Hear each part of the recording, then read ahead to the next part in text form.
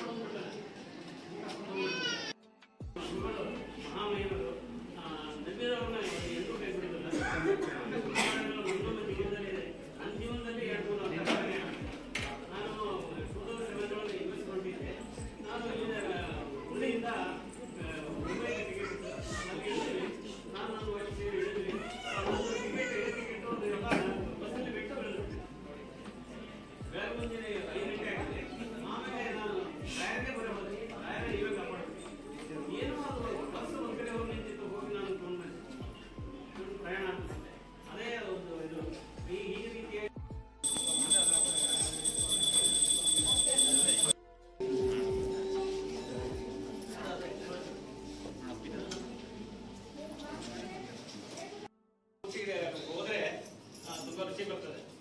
ಬರೋಲ್ಲ ನೋಡೋಣ ದೇವರ ಅನುಕೂಲ ಏನ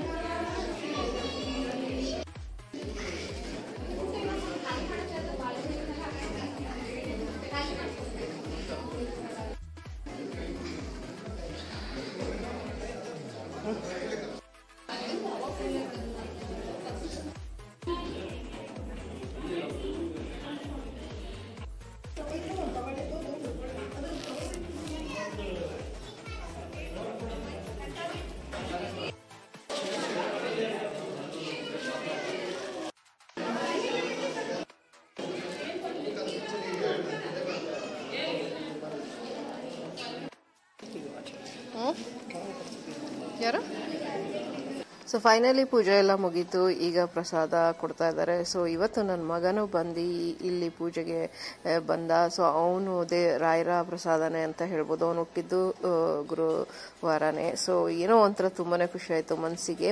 ಅಂಡ್ ದೇವರ ಹೆಸರಲ್ಲಿ ಪ್ರಸಾದ ಸಿಗ್ತಾ ಇದೆ. ಸೊ ಅದಕ್ಕಿಂತ ಇನ್ನೇನು ಬೇಕು. ಸೊ ಮನಸ್ಸಿಗೆ ತುಂಬಾ ಸಮಾಧಾನ ಆಯಿತು. Thanks for watching guys.